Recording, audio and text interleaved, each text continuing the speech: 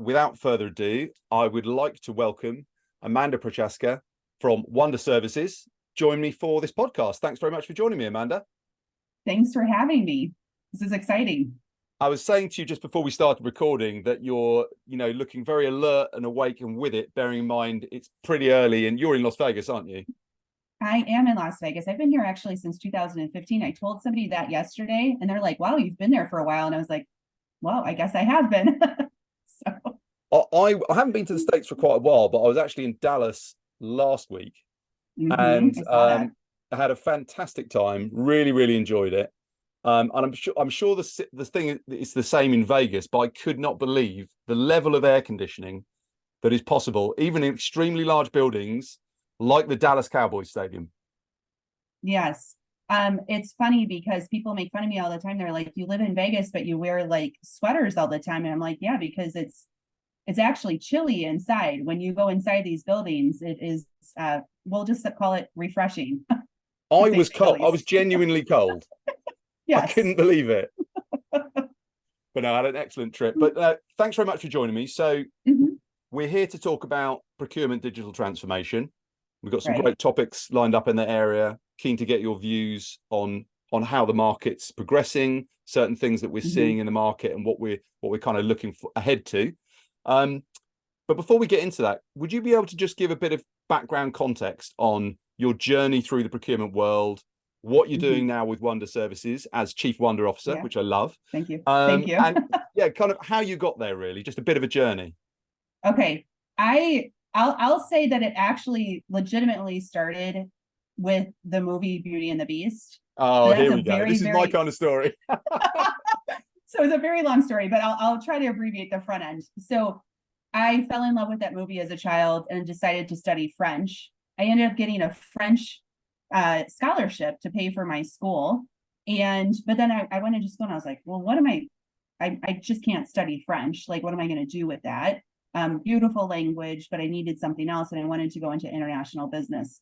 And the closest thing at the school I was going to was international political economics. So I decided to major in both. So that's like the starting point of this journey. Went through school. I realized that a lot of the people in school were going into government, and I didn't want to necessarily go into government. I wanted to stay in the business track. So I was a little confused about where to go with my career as I was sitting there as a junior, and I was going to graduate early. So I had about 6 months to kind of figure out life. And I was going through a booklet. I kid you not. Like, they gave me a booklet and they said, here are the jobs that you might be able to get with this degree. And it was alphabetical. So it started with the A's all the way through Z. And I started through the A's, nothing looked cool. I went through the B's and I got to buyer. And I was like, I like to buy things. Who doesn't like to buy things? I had no idea what it was, what a buyer does or anything. And so that night I was like looking on the internet, and one of the companies that was close to where I was living was a French owned company. And so I was like, well, why don't I check their website to see what they have available for us? And so I did that. And they actually had a buyer one position open. So I applied. A week later, I was interviewed. The day after that, they offered me the job. And really, the rest has been history since then. So that's how I got into procurement. That is a fantastic origin story. And yes. I like the fact that you actually, in terms of what you studied, it gave you clear job opportunities. It reminds me a little bit of when I was at university. Not such a great story, but I studied environmental biology, so ecology, kind of environmental science, effectively. And back in the day when I was studying, I was like, this is going to be huge. It's all about saving the planet. It's really important. And but it was a bit early. It was a bit early in the back in those days. Yeah. And I remember one of my friends. Right. One of my friends was studying economics, and he basically produced an article that was outlining statistically the percentage increase against the average salary that your degree would give you. And his was like, plus 50% or something like that. Mine was like minus 7%. I thought, didn't really think this one through, did I? But it's great to see how that path took you there. So you went in as a buyer. Yeah. And then how did that progress? Yes. Yeah, so I started as a buyer, and my first project was a large change. We were actually changing from in-person travel agents to online booking tools. So from day one, I was usually working on some very large change projects. And that was what I loved about procurement, because you could go into an organization, save some money, add some value, change the way that things were being done for the better, and move on to the next thing. So I fell in love with that aspect of procurement. And then I got into 3 SAP deployments, multiple Procure Tech deployments, insourcing and outsourcing, merger and acquisition, leading those mergers most of the time. I didn't do as many divestitures, but anything that was going on in procurement that didn't relate to like the day-to-day operations, I became the lead for, setting strategy, etc. So progressed through my career. I was my last corporate gig was actually at MGM Resorts, and that's what brought me out to Las Vegas. And I had my dream job. I was working for my mentor at the time. I built a brand new team from scratch. We were going through a large change of not just technology, but our processes, our talent, what we want to accomplish in procurement, how we organized ourselves. So it was like a complete transformation of the organization. It was so much fun. But then I got to the point where it was pretty good. Like we transformed a lot, and we were moving more and more into operations. And I looked at my husband and I was like, well, I could go find another transformation to work on, which would be fun, but we would move the family. And I started like doing the self-reflection. I was like, I really think there's a need in the marketplace for the skills that I bring, which is mostly focused on change management, user adoption, how we want to organize strategically to get all of that done in procurement. Because I kept on hearing 30% success rates. Actually, KPMG just this week came out and said 50% of digital transformations are successful. So it's somewhere in that ballpark. It's still not good, right? Like we're investing all this money in digital transformation and we want to make an impact. And when you look at the numbers, user adoption is usually what is setting people back from being successful.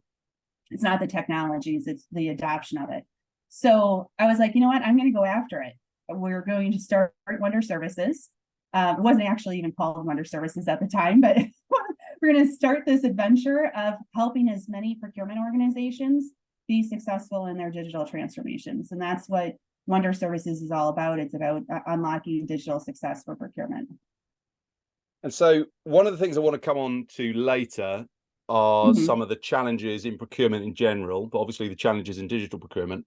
But that's a fascinating stat that KPMG is saying 50% of digital transformations are successful, because there's a lot below the surface with that, isn't there? I mean, what constitutes successful? And for all those that are unsuccessful, you know, what was the thing went wrong with them, and how many of them never started in the first place? Right. And like your original point, how do you even define success? Sometimes I walk into organizations and I'm like, what does success look like? And they already have approval for the project because there was an ROI, but I'm like, but that's not just what success looks like. Success is a much bigger picture than that. So we actually spend a lot of time up front with leaders typically to understand how we're going to measure that success at the end of the day. So when we do look back 3 years later, 4 years later, whatever it might be, we can say, were we successful or not? Yeah. So if we take a step back a little bit and just look at the current procurement landscape, in terms of digital transformation, what are you seeing in the market, and why do you think you're seeing these particular patterns and trends? Okay, so there's a couple of things. I'm gonna talk just procurement in general first, and then I'm gonna get into digital procurement. Okay. So it and actually a good friend of mine kind of brought this up. He said, you know, at first we were there to save money, and then it became to save the company, which is risk, looking at risk, understanding what risk might be. And now we're being asked to save the world. Right. And I was like, that is so true. And you take a step back over my career, which is, you know, 20 plus years now, that is totally spot on. I mean, we've transformed so much as an organization. And I think one of the challenges that leaders have right now is getting our heads around that, right? We know we've been talking about ESG and we've been talking about how to save the world, but have we really reimagined how we're getting the work done and the tool sets that we're using to get that done? Some people are starting to do that. Some people are not, but it feels like some leaders come to me and they're like, it just feels like work is being piled onto us. And those are the moments where we can truly transform the organization and what we do and think about things differently. We're being given that great gift, that catalyst to create the change. And we need to have leaders who are going to walk through that door and really think about things differently. So that's the I would say the foundation of some of my comments on the digital transformation side, because I think we're ripe for a complete transformation of how we think about digital procurement. When digital procurement started, it was taking physical processes, right? So how to get a rec to a purchase order to an invoice being paid, and we took that digital. In this day and age, it's really about how do we reimagine the work with the tools that we have to create a difference in the world. So that's really what I want to get after. So AI is going to be huge. You have a lot of like new intake thought and philosophy around how we manage work through the procurement organization and beyond. I think that intake alone is going to transform a lot of what we do if we apply it correctly. We're going to see a lot more tools that are specific to certain areas to optimize those areas. I mean, I already tell people right now, I mean, there's well more than probably 1,000 different procure techs out there. And I think that's going to continue to expand. And we're going to continue to see a lot of investment in the area.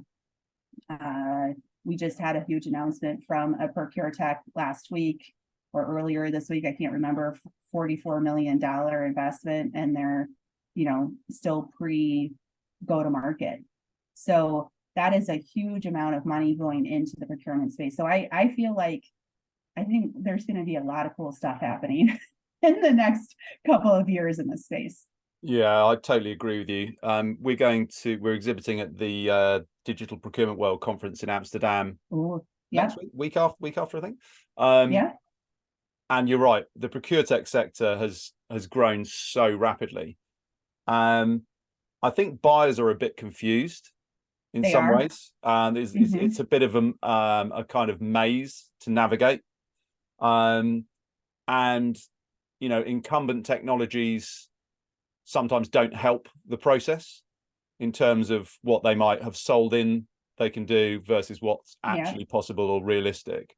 But it's a fascinating area, and like you say, it's an area that's ripe for transformation because it's so immature compared to, for example, the marketing function and marketing technology.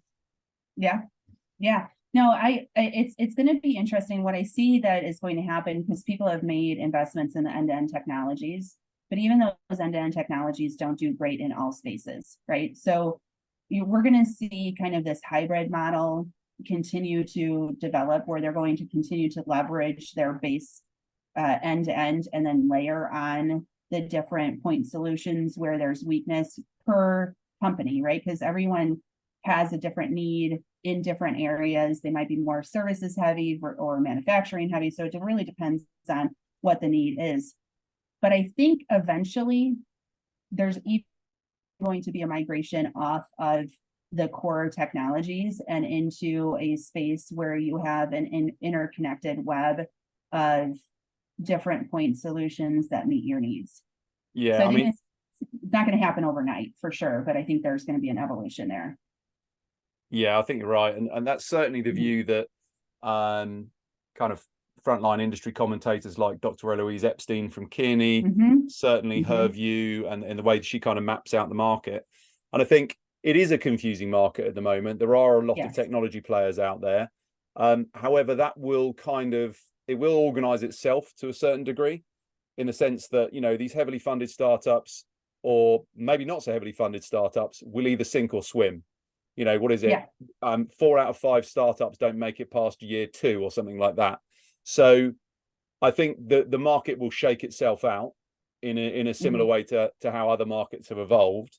And it'll become more obvious which areas require that specialist expertise, which parts of the process need specific technology to make that to get that to where it needs to be. And connecting it all together is a fascinating thing as well, but quite often less complicated in my experience than people might initially imagine. So it's a bit of a journey of discovery for organizations. And I guess that's where people like yourself can really, open their eyes in terms of the conversations and your knowledge of what's going on in the market. Yeah, and it's interesting from my point of view, because I talked about user adoption earlier on. When you get fragmented systems, one of my concerns and part of why I was motivated to start Wonder Services was because you can get these wonderful spot solutions, but you need to be really strategic about the user experience. Like how does a user move through that landscape to get what they need at the end of the day? And so I think there's going to be a lot of work around that. Intake is going to be part of it, but I think it's also going to transform procurement into, instead of the conversation for procurement has always been come to procurement, right? We need to be engaged early, come to procurement. Everything is around, we need you to come to procurement. But I think what is going to happen with technology is that we're going to go to where the people are and be there next to them as they're doing their work versus requesting them to come to us. So that I think is going to be a really cool way to kind of reimagine what we're doing in procurement is let's not talk about come to procurement. Let's go to where they are, where they're transacting today, and involve us in that process through a technology so that we can have that interaction where we need to be, where procurement needs to be entered into the process. That's really interesting. I've not kind of looked at it in that way before. I like your point there.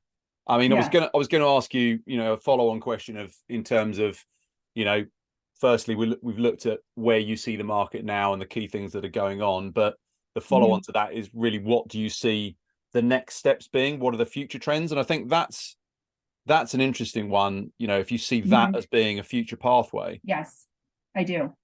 I think a lot of what procurement is going to be focused on is going to where the people are. It's really fascinating because it's ultimately about weaving the value that procurement can deliver into the life cycle or the natural workflow that people are operating under, or maybe where those workflows kind of are going to. How do you see that? How do you see that happening? How are procurement going to get closer to where the people are actually operating at the moment? What do you see as the kind of different routes to that? Well, I think there's going to be, the way that I look at it is actually through technology. So there's already technologies out there. Let's just say you have an organization that works in Slack, right? And they're working in Slack on a project. We'll just say a marketing team's working in Slack on a project, and they decide they need to order something. Right in Slack, there's going to be, you need to order something, here's where you go. And then it's going to take you through that ordering process and direct you to where you need to be without having any previous knowledge of that process. Right. And that's the huge struggle. So I'll give you an example. So I was having a conversation with a consulting firm and a client, and they were going through a process of identifying buying channels, and they actually identified 15 buying channels as an organization. And that's probably not uncommon. If you take a step back and you look at your own organization, there's probably 15 or more different buying channels that you're asking your organization to go through. But if I take that a step deeper, a buying channel could look like this for an end user. It is, I have a service and it's under $500, you need to go this direction. If I have a service and it's over $500, but below $10,000, here's a different route that you're going to need to go. If it's a service and it's over $10,000 and doesn't have a contract, here's the different route you need to go. And right now, and those are just 3 examples, right? Right now, we're asking the end users to know all of that. right? It's But a at lot. the end of the day, at the end of the day, when you just want to buy something, do you want to know what all those channels are? No, you just want to get something purchased. Like I'm sitting in sales, I'm sitting in marketing. I just want something. I just want to purchase something. That's all. I don't want to know the 15 different buying channels. So I think this technology is going to help us get to the point where the end users don't need to know. It's just going to direct them where they need to go and get a purchase, and it's going to be seamless, and hopefully have less and less black holes in procurement versus what we have today. Yeah, and it comes back to what you were saying about how critical the intake side of it is in terms of making that process of getting on the right pathway, making it intuitive. Correct. And then even like how we work through a contract, or how we work through services contracts are the most complicated ones. Everyone loves a services contract. Not right? Not worth the paper they're not stored on half the time. So, but for a marketing organization, as someone in marketing, to go through that process with procurement today, there's a lot of delays. There's a lot of, like, I consider black holes, and there's not enough insights to make sure that contract is a great contract. So with AI, we can start talking about AI. With AI, we can leverage that to make sure that we not only can workflow that in with intake, but we can now leverage AI to make sure that is an easier process through and through. How do we gather requirements? How do we get that into a statement of work or an MSA? How do we make sure, as we're negotiating, that we have alternate clauses that we can leverage that are already pre-approved, so we can streamline that, and we can make sure that we not only, because traditionally we've had to put those clauses in ourselves, but I think AI can be leveraged now to say, here are 10 different alternatives to that language that you can negotiate that are within the parameters of what you set. So I think there's going to be a lot on the AI side too that can be adopted seamlessly into our process to improve our efficiencies and to the value that we're providing to our clients. Yeah, it's unbelievable what can be done with AI in that context. I mean, one of my good friends just constantly gets ChatGPT to write rude poems about me for him, and then he sends me the poems, and they are quite funny. They are quite funny, but if you ask ChatGPT to write a funny poem from the point of view of X type of person with X type of subject, it's incredible what it can do. If you ask it to write an article, it will make stuff up. If you ask it to, interrogate a podcast transcript, for example, it will make stuff up. But if you are specifically guiding it towards something like creating a scope of work, I know firsthand from the stuff we've done around Scope IQ within our product, it's very well geared towards that. On the legal side, that's kind of like a bit of a next step. It's not, our process is more around scoping the requirement than necessarily the legalese. But it has very, very effective application context within that scenario, because it's much more information-based, much more fact-based. It's got so many comparisons to look at to really understand. It's just ridiculous the level of detail you can ask a large language model to put together around a requirement. It's just the information it can provide in terms of its accuracy. It's not necessarily going to go, boom, here's 100% perfect scope of work. But if you're tailoring it to work in the right way, and in the same way that we look at it around creating a scope, we have very specific question and answer that we push back and forth via their API. So it's not, you're not just using the raw ChatGPT, you're tailoring the response and making it easier for the end user to just put in a simple 2 or 3 sentences. And on the legal side, surely the same must exist, in the sense that if an organization or a tech provider is tailoring what they're asking of the large language model to push it into that legal context, you're going to reduce the margin for error significantly. And it's that kind of, it's those wrappers around, or the ability to communicate with the AI effectively, which sounds weird me saying that. I'm just listening to myself saying that. It sounds weird. But a lot of people will try and interact, I won't say talk to, a lot of people will try and interact with ChatGPT in the same way that they would just ask something of Google, because No, that's not how I do they're it. used to operating. Yeah. But with the education around that and with some specialism, I totally agree with you. I think there's massive things that can be done that aren't actually that aren't there to take people's jobs, or or it's just a tool. Yeah, and a tool that right now, at least, I think it's going to get better. It gets you 80% there. Yeah. Right. It's like it's a sprint at the beginning to get you 80% there, and you have to fill in the next 20%. So I'll give you a story of what I was doing last week. I recorded 75 videos, short form videos that were like maybe 2 to 5 minutes long. And then leveraged chat. I took the transcript of those videos, leveraged chat, and now we're creating all kinds of different content around it, right? That's in written form, just from the videos that were recorded. So it is an amazing tool that I think can be applied so many different ways within procurement, to increase our relationships, to drive innovation, to decrease our cycle times within procurement of the work that we're trying to achieve. Yeah, and it's interesting when you're talking about user experience, because user experience always used to be something that, particularly as a tech provider, how good is the user experience within your tool? But the interesting thing we're looking at now is ultimately user experience is a cross platform scenario. So you need to be looking that cross platform user experience adds a whole new layer to it. But there are some really smart ways that organizations are making that work. I've seen some great examples of it. And actually, as I said earlier, sometimes it's not as complicated as people first think. And certainly, incumbent tools like Teams, Slack, etc., and also some of these new cool intake platforms are certainly helping that process.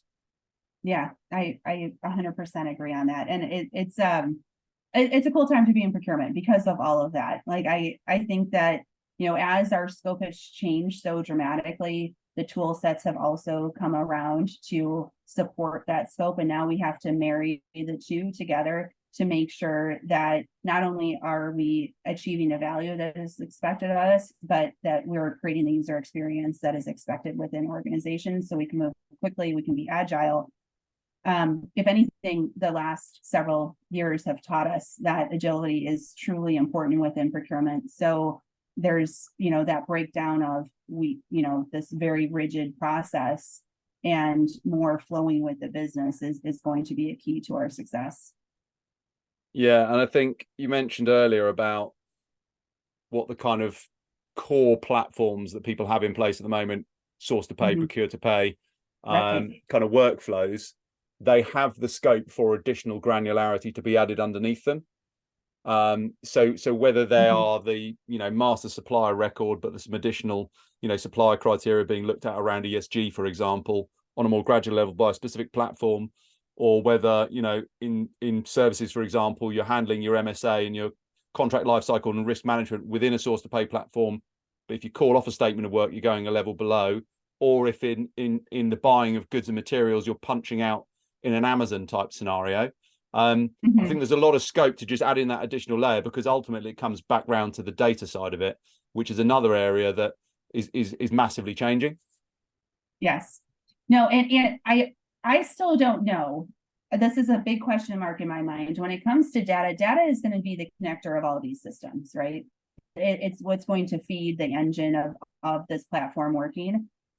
But there's, I think, a debate, and a healthy one, that needs to be had within procurement, is around what is that, like the main record that we're going to build this off of. Is it going to be the supplier and build around the supplier and that relationship with the supplier and contracts with that supplier, the spend, and how we're, who's using that supplier in the organization, what's their ESG scores, all of that. But then I've also heard the whole debate around, no, it's going to be around the contract, and the contract is going to have all of that information surrounding it. I still don't know which way that's going to play out, but I think when it comes to data, I think there's just going to be this foundational connector point for the data, so that we can see a holistic picture of whatever activity is going on within procurement. I personally, like, I originally thought it was going to be supplier, but then when I heard some people talking about contract, and I was like, well, that could make sense too. So I'm not sure which way it's going to go.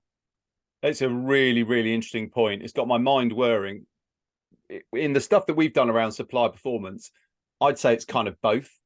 And if you think of the data, Yeah.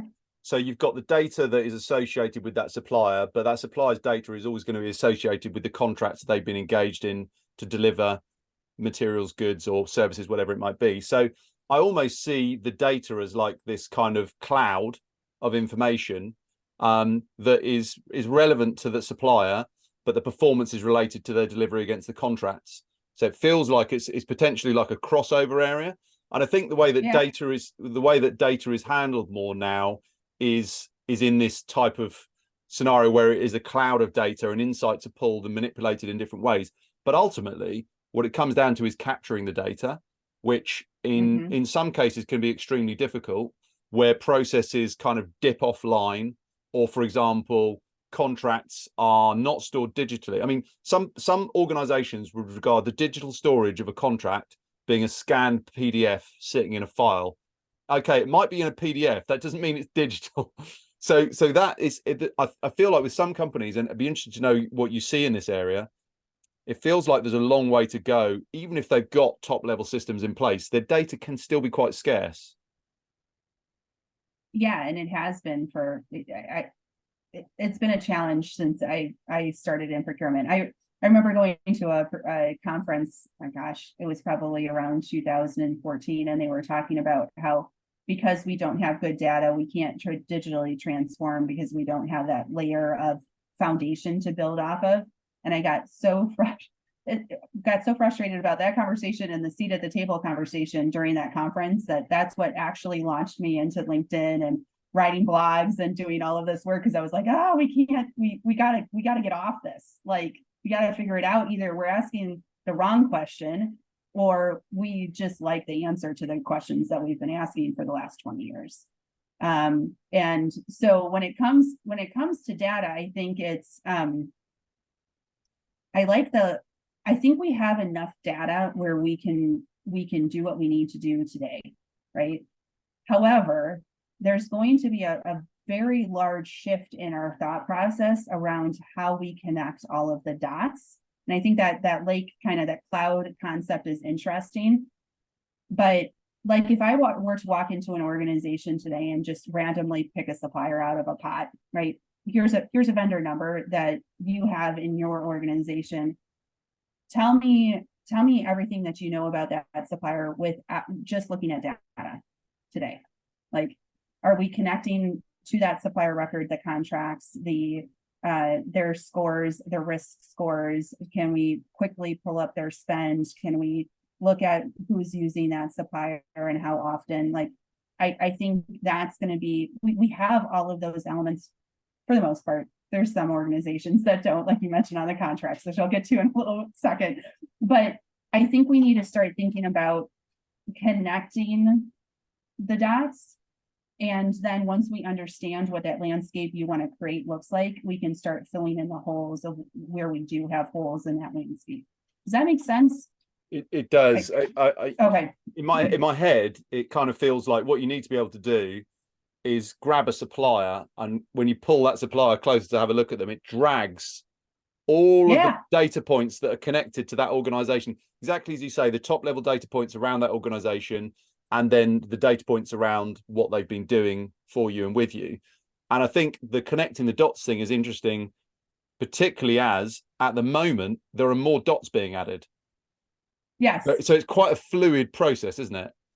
Yeah, it is. And it's something that I think organizations need to be strategic about and start thinking about, okay, if I have this landscape, how does it look today, and how do we want it to look in the future? And then that might be part of your driving factor around what technologies you want to even to invest in, right? What data are you missing in that picture, and how can we acquire it? Or do we have it today, a scanned PDF contract? And we have a great starting point, but it's not really giving us the data that we need. How do we get to the data in the future and think about that differently? And that might drive an investment within procurement to get that done. Yeah, definitely. The other thing about the kind of scanned contract, almost a meme, isn't it? But is just the fact that contracts change. Contracts engagements are fluid, particularly in some areas. There are particular areas where that's more likely to be the case than others, which are particularly cut and dried. But I think it affects a lot of procurement, and that's where it comes into this whole thing of measurement of performance. And dare I say, I'm not even going to go as far as saying ROI, but just in terms of that measurement of performance, it's a constant update of what was promised versus what was delivered. And what was promised might actually change along the way. And there might be factors within the organization that are hindering that supplier from delivering or asking them to deliver more. And these things need to kind of drag along, tag along, don't they, to use the legal contracting parlance. They just need to be pulled along with it and taken into account, because it's more complex in a lot of cases than just here's the original contract that was signed and in a PDF, and actually there's nothing known further than that. I have a theory around contract lifecycle management products, the historical products. They never really worked, because as soon as let's just say I have a PDF that I've uploaded into this tool, and then I had to manually put in the master data around that contract. You rightly said that relationship is always evolving, right? It's changing, it's morphing, it's adding on, it's maybe we're deleting some, we're changing terms, whatever it might be. That master data, was it touched at that point when something changed? Most likely not, right? And so like I would go into CLMs, like I would start at a new corporation, and I would go into their CLMs and I'm like, who's Johnny so-and-so, who's the contract owner of this contract? And they're like, well, Johnny hasn't been here for 5 years. And I was like, oh, good. This is really useful data. Like it doesn't. So the cool thing about where this is going though, is that I think with the technologies and actually leveraging those documents and creating real life master data around it, pulling out the attributes, understanding if you actually have a assignability. That's another one that used to drive me nuts. Like we go in and we merge with another company, or we acquire another company, and I have to hire a consulting firm to go through my contracts to see if they're assignable. Like, really? I have a contract management tool, but of course that wasn't part of the master data that was asked. So now I have to hire someone. Well, now there's technologies that do that for you. They'll pull out, here's the assignability of the contract. Here's that report that you have. And again, it might not be 100% correct. You might still have to spot check some stuff today, but it gets you a lot further in the conversation than previously the previous technologies were being able to provide. So I'm excited about that space in particular. I think there's a lot of innovation happening in the contract management space and how it's tying into supplier performance, and how we can get better insights from the information that is being gathered in that process. Yeah, definitely. So I want to come on to talking about or getting your viewpoint on some of the challenges in procurement when they're looking at moving forward with their transformation, digital transformation, making those steps. But before we get into that, I'd just be interested in your view, what you were talking about earlier with regards to the implementation of technology and the kind of strategic approach to it in terms of having linked best of breed systems and all that sort of stuff. It's quite interesting.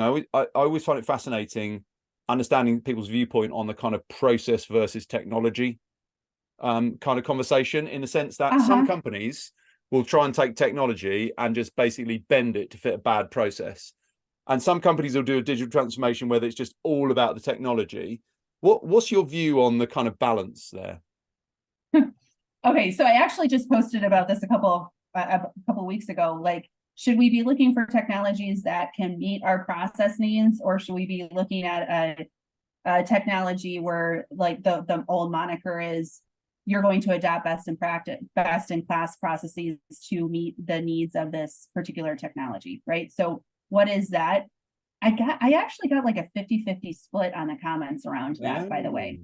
So some people are like, some people are thinking, hey, technology is the way that it is today can bend to our process, and our process is going to reign king, where other people are like, no, like the technology is going to dictate our process. I personally think I used to be one of those people that are like, the technology is going to dictate our process, but I think we're at the point today where we can be a little bit more flexible around that and allow a process to kind of more dictate what the technology looks like. Now, here's the caveat to all of what I said. You don't want to get crap faster. And that's what I tell people all the time. If you have a bad process, the technology is not going to fix it, right? So if you're going to go the route of having this process dictate what the technology looks like, you need to make sure that your processes are fantastic. And I think that what's going to happen with these technology firms as you're going out and you're going and consulting with your clients around how things should be implemented, I think there's going to be a little bit more focus on what that process should look like in the future, and bringing those best in class options to the table so we can really look at that process. But it's not like force fitting it into the technology. The technology can be, I don't want to say manipulated because that's not the right word, but molded into, configured into the right way of working for that business. So even this morning, like I was on a conversation with one of my clients, and they have a very particular process that is very particular to their business, and the technology doesn't have a way to support it. Yeah. Which is unfortunate. Like, we're trying to put a process that's core to their purchasing process into a system, and it's like we're really struggling to figure out a way to get it done. Yeah, I had a really interesting conversation with Adam Brown from Maersk, and he's their head of all of the digital procurement stuff that they're looking at. And if you look at that shipping sector, in terms of the problems that they need to solve, price variability, time zones, all the distribution side of it is hugely complicated. And actually, he's building a great team that are doing some of those things for themselves. So I think there's going to be a balance, and I certainly, from our point of view, we are constantly being educated by our customers and prospects as well. And I think it is essential to have that flexibility, but by the same token, there needs to be the tech companies need to make sure they're not just automating a bad process for the sake of it to try and keep that customer happy. And the client needs to make sure that they're not just approaching it by just saying, oh, let's just get some tech that's going to solve everything, where they maybe haven't addressed the bigger issues behind the scenes that are kind of covering up loads of problems. Yeah. And we actually, when we go into organizations, the old kind of saying was people, process, technology. We've actually started peeling back that onion a little bit, because it's actually more than that, right? So people, process, technology, sure, but policy plays a big role in that, because not only procurement policy, but finance policy, other policies that we need to consider across the organization. You have data, which we've already talked about. Like, what's your data layer? What does that look like? Are we trying to transform it? Where do we want to go with it? Metrics, it's a big driver a lot. Like, I had a conversation with a client the other day, and I was like, why don't your buyers have DPO targets? That if they had a DPO, like a days payable outstanding target that they could go after, it would solve actually a lot of your process issues. So what type of metrics are we holding ourselves accountable to? How are those going to transform? You have culture, you have organization, right? So how are we organizing the work? How do we get the work done? And how does the culture dictate what we can and cannot do in this transformation? And I don't know, how many did I go through? I think that was 8, but I'm not sure. I will be keeping an eye out for the acronym that can capture that lot, because that's brilliant. It's really good. So yeah, you started with kind of like that's a challenge I'll lay down for you. But people, process, technology, policy, data, culture, and organization. And metrics. That's it has to be more sophisticated as the procurement function evolves, as procurement becomes more digital, as we push into greater granularity and more of a focus on using data for strategic action rather than just being transactional. So I think it makes a lot of sense that maxims like that always kind of made sense maybe 10, 15 years ago need to move with the times as well. Yeah, absolutely. And when you think about the user experience and change adoption, you have to look at all those different factors to really truly be successful. It's not just a technology implementation anymore. Like, you need to understand how that's going to fit into the bigger picture, and all of those different elements help you think through what that bigger picture might include. Definitely. So yeah. So obviously there are some challenges around things like data, existing processes, maybe cultural, kind of lack of desire to change. What other challenges do you see within procurement teams, within businesses, that are stopping them from moving forward with, trying to transforming their procurement function? Okay. I might not make a couple of people happy with my comments on this one. So everyone's been forewarned on this. I think the largest challenge is leadership within procurement. Right. And kind of, I don't want to call it old school, but maybe stuck in your ways, stuck in the past. Like there's been so much change within procurement, it's almost hard to get your head around. So I feel for these leaders. They're not bad people or anything like that. It's just that so much has changed. It's just trying to get your head around it so that you can think strategically about how you want to move forward. So I think there's a huge blocker here. And I'm going to use an example, and I like to use this example a lot. If you were to guess how many invoices are sent to businesses electronically, what do you think that percentage is? Invoices that are sent to businesses electronically. I'd like to think it's in the kind of 50 to 75%, but you're probably gonna tell me that it's far lower than that. I'm gonna guess it's probably somewhere. Yeah, globally 30%. Okay. Now here's the thing. We've been working on e-invoicing since I started in my career, and probably before that, right? That was one of the lowest hanging fruit when you talked about digitalizing procurement. It was trying to get your invoices electronically. I don't think that's a technology issue. I think that's a willingness to adopt the technology issue from a leadership standpoint. I think you're right. And you know what? It reminds me of a panel discussion I saw at a procurement conference last year. I think it was early last year, maybe. And there were people from pretty large organizations.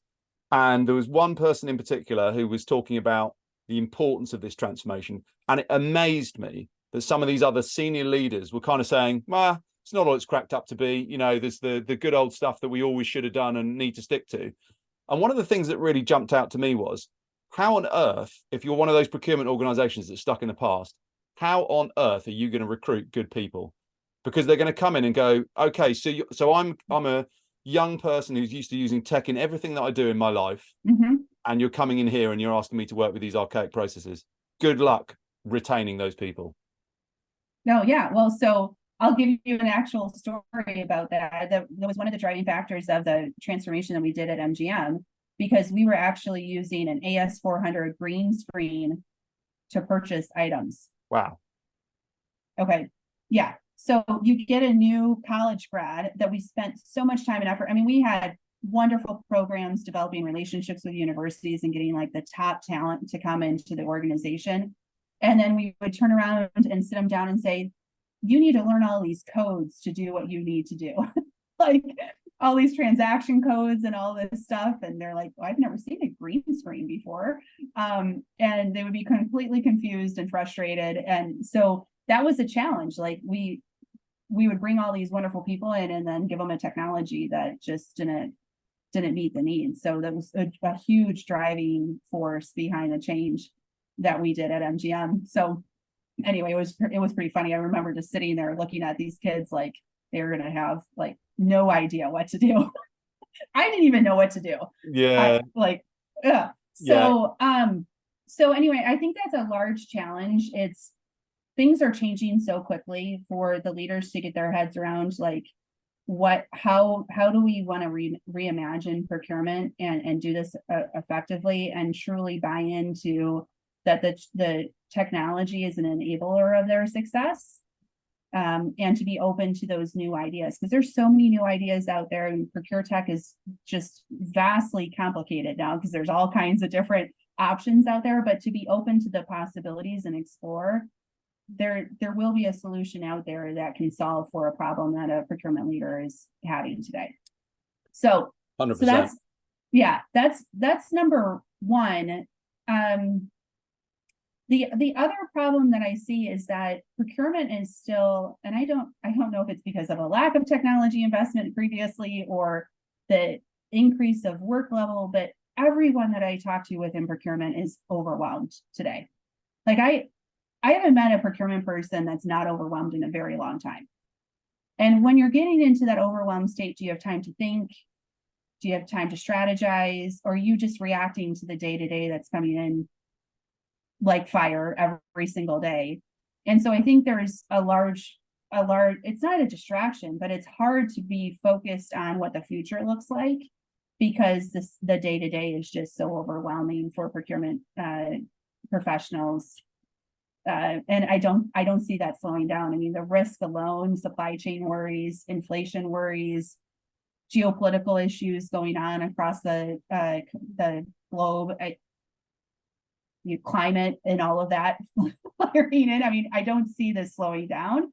So it's going to be foundational for those leaders who are in charge of those organizations to really be strategic about where they're spending their time and how they're carving out enough time to focus on the future and what their organization is really going to be able to accomplish through what they have today and additional investments that they might need to make in the future. Do you think that's in any way a lack of investment from organizations in their procurement teams? Yeah, I mean, I hear all the time, we're being asked to do more with less or more with what we have today. And like leaders have used the words like being piled onto, like we just are getting piled on with work, but we're not getting the investment. Sometimes I think that's a lack of ability to influence in the organization. So procurement has created a lot of value in the past several years in just managing the supply chain crisis alone. But how are we promoting that? How are we showing that back up to leaders? How are we building our story around that? Even like, I think procurement professionals would benefit from being trained on how to pitch ideas.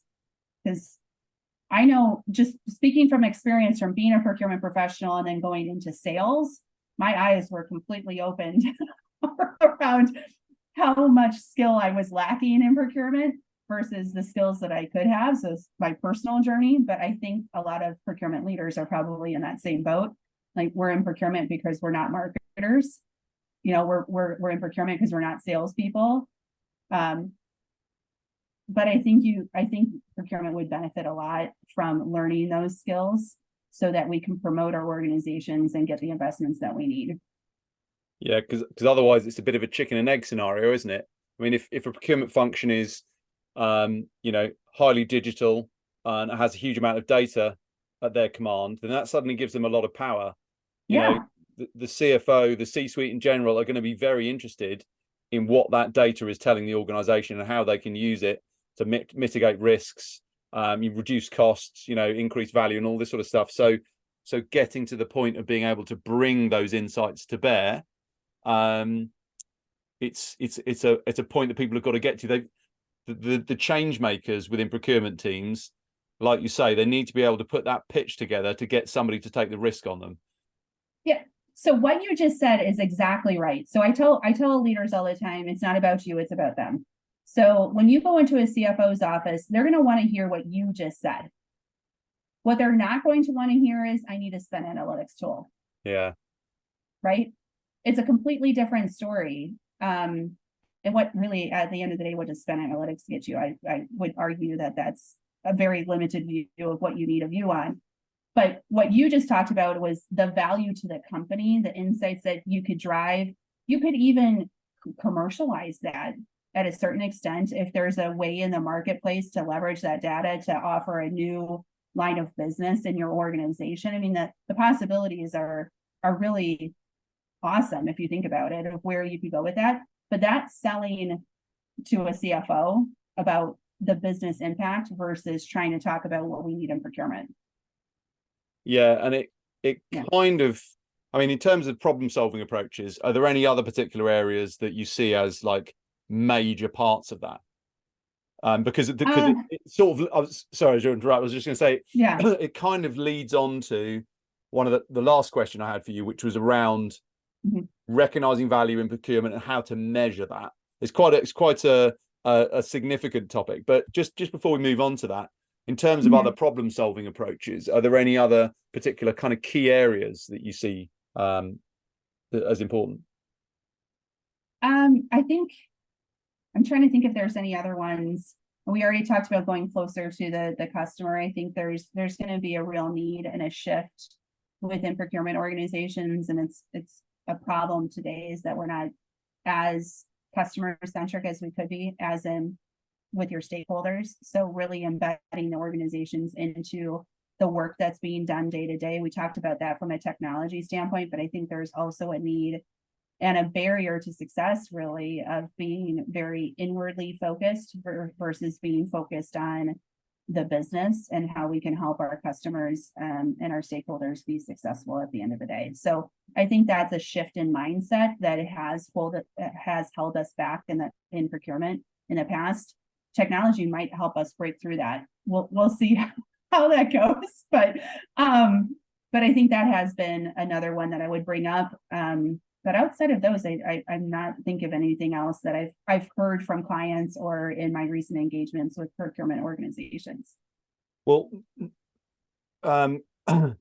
conveniently enough, those points all have some bearing on how procurement are measured. In terms of their ability to serve the customer, the ability to be more outward looking at how are you serving the business, what does this mean strategically? When you look at how procurement teams are measured at the moment, it's pretty basic, I would put forward. Would you agree with that? Yeah, it's funny too, because we talked about at the very beginning and throughout this how procurement has transformed, right? All the new responsibilities that procurement has, but at the end of the day, we're still looking at cost savings.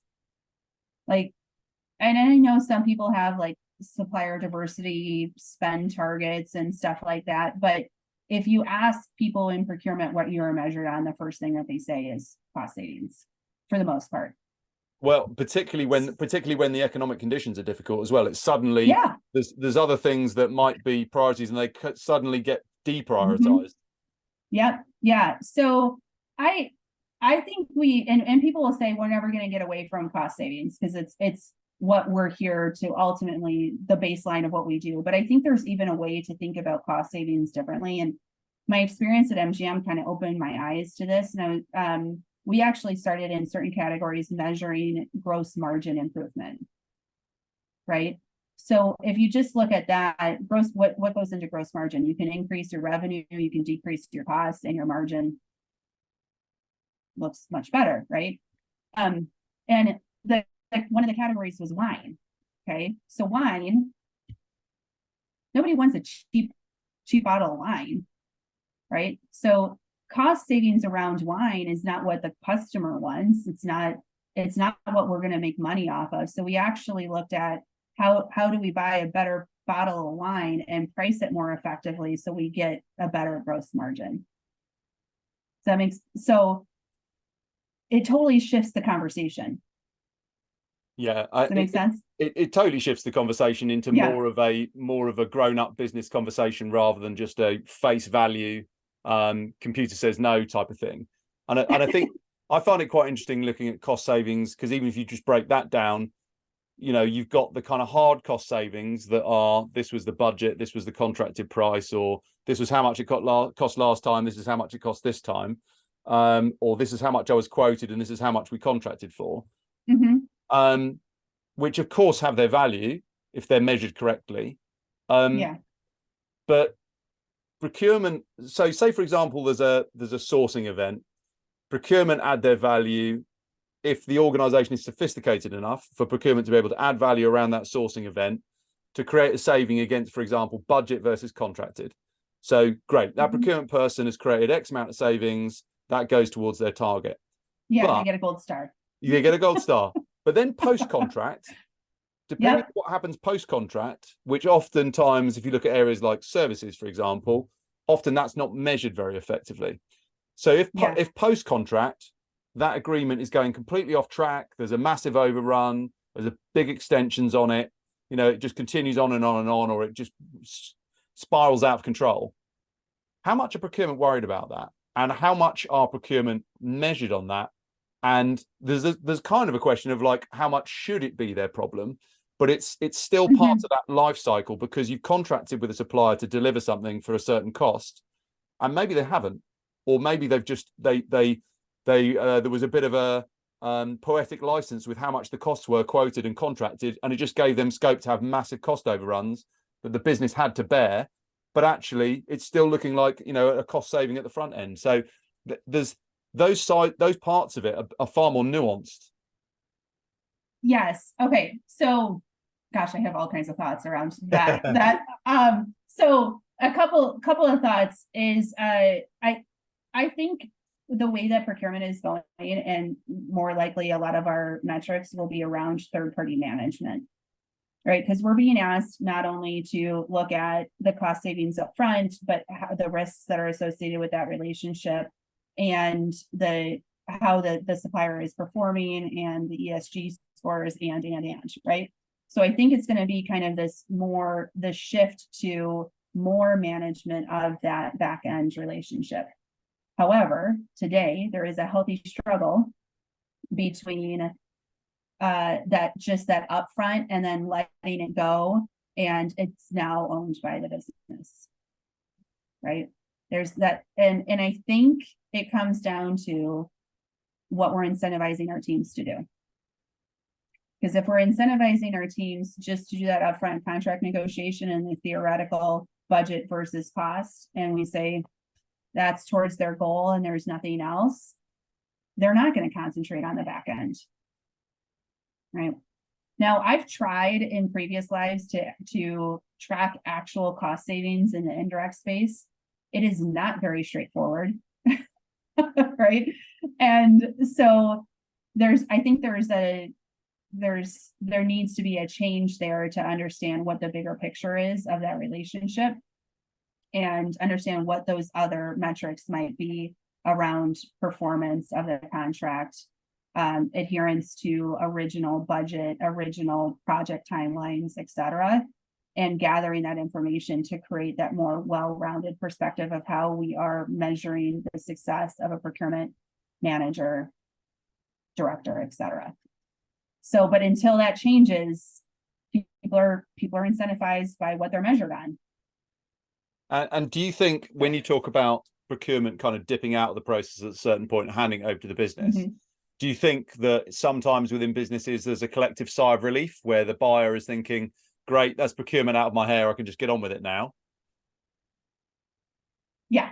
Because it feels to me like, you know, if you look at the concept of how do procurement engage with that greater life cycle to ensure maximum value from that supplier engagement, that interaction, they need to be involved in that full process, but they need to be involved in a position where they're helping, not hindering.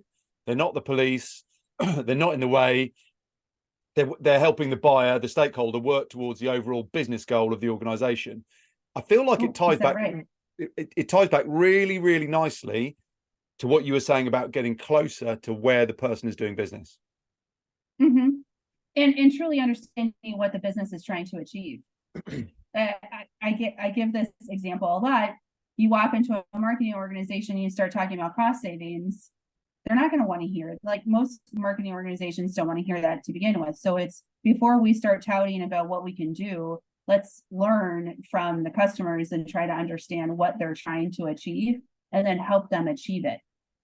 Right. And that's not just cost savings. It could be value from those third-party relationships. It could be, driving innovation across the board, depending on what those targets are. There's all kinds of now that we've been exposed to so many more value drivers within procurement, you can walk into an organization, understand their strategy, and find multiple ways to add value in those relationships. Definitely. It's always about that deeper look, isn't it? About a bit more of a considered approach.